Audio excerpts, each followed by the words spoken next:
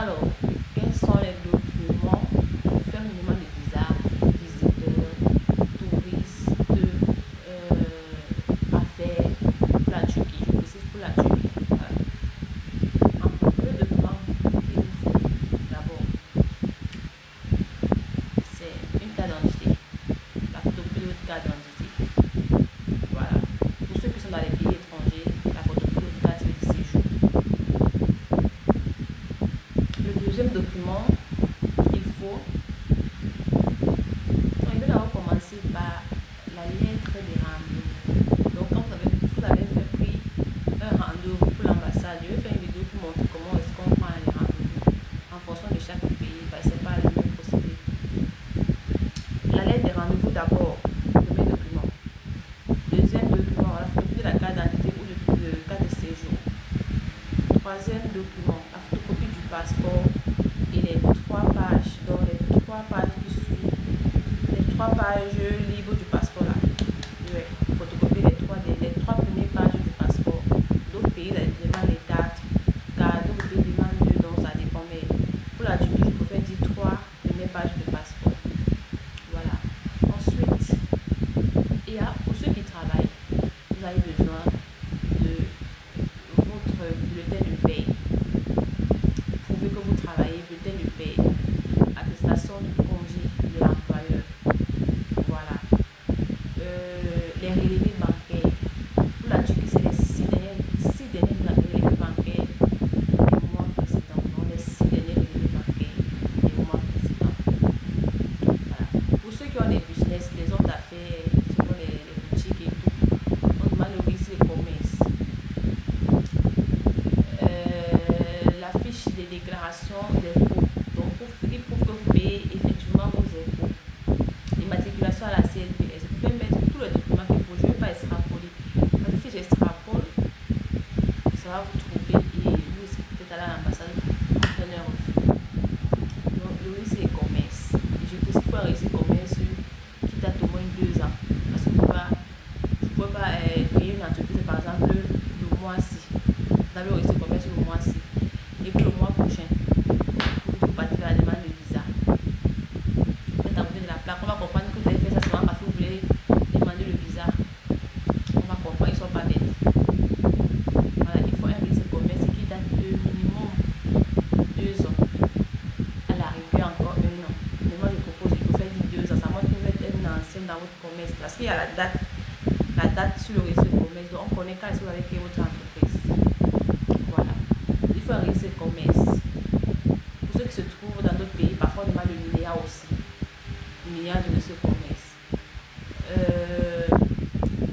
Après ça, il faut aussi, pour les hommes d'affaires, les commerçants, il faut aussi des fiches, des factures. En fait, pour prouver que vous avez l'habitude de faire des factures clients et tout, vous allez faire des factures. Ça va vous comprenez un peu des factures. Vous allez présenter les factures que vous avez l'habitude de faire à vos clients.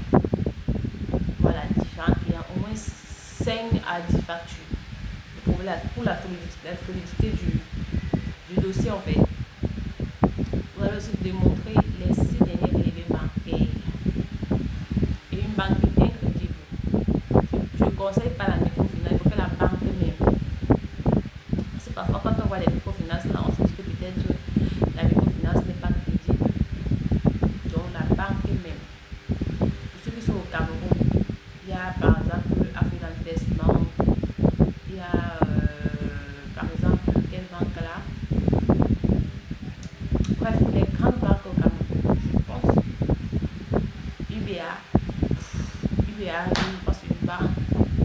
Bon, les vraies banques, pas les microfinances. Voilà, les 6 derniers relevés bancaires. Que ce soit travailleur, que ce soit homme d'affaires, commerçant, dans votre relevé bancaire, vous devez avoir au minimum 2 millions que vous allez tourner. Vous allez faire des mouvements, retrait, transaction, transfert, virement. On voit les mouvements dans votre compte pour prouver que vous avez l'habitude de faire des mouvements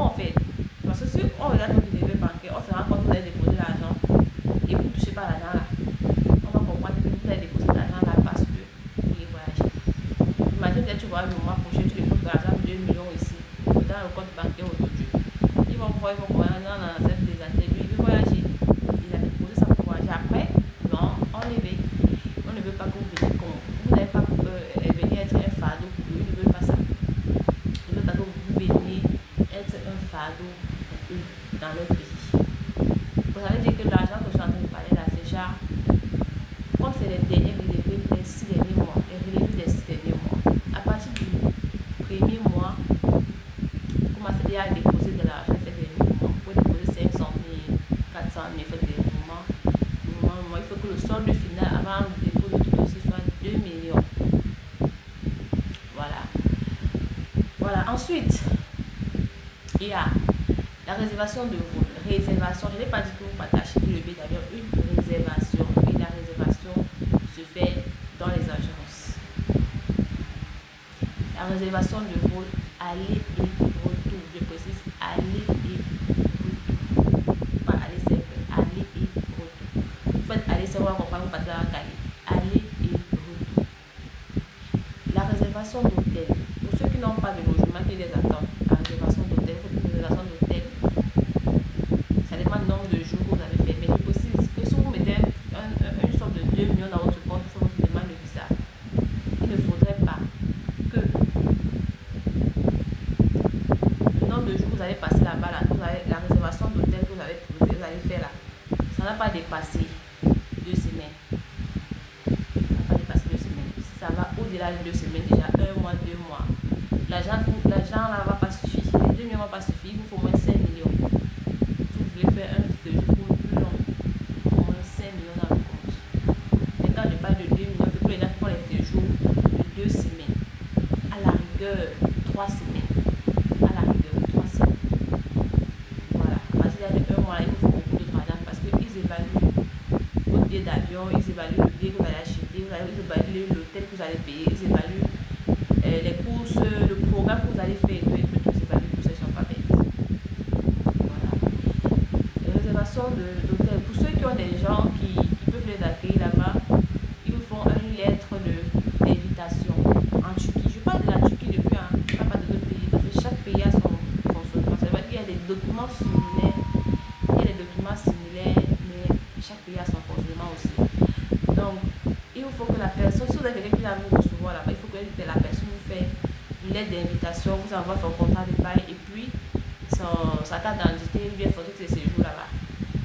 Donc, il rédige une lettre d'invitation, il va légaliser dans une mairie là-bas en Turquie. Il va légaliser dans une mairie là-bas en Turquie, il vous donne ça avec le contrat de bail et sa carte d'identité. Là, vous avez besoin de réserver le vol. En ce moment-là, vous pouvez même avoir 2 millions dans le compte, même si vous allez faire 2 mois, c'est pas un problème. Parce qu'on va considérer qu'il y a quelqu'un qui vous attend là-bas et quelqu'un qui va vous recevoir. Voilà. Mais si la personne qui vous recevoir et que c'est vous qui allez vous prendre la charge, vous allez prendre peu de jours parce qu'il faut que votre argent suffise pour gérer votre séjour. Après la réservation du thème, vous faites des lettres de motivation. Vous faites l'itinéraire de voyage aussi. L'itinéraire de voyage, c'est juste pour détailler tous les mouvements que vous allez faire durant votre séjour. Vous allez détailler ça. Je pense que c'est bon. Bref, voilà un peu tout ce qu'il faut pour faire une demande de visa, visiteur, touriste à faire pour la Turquie.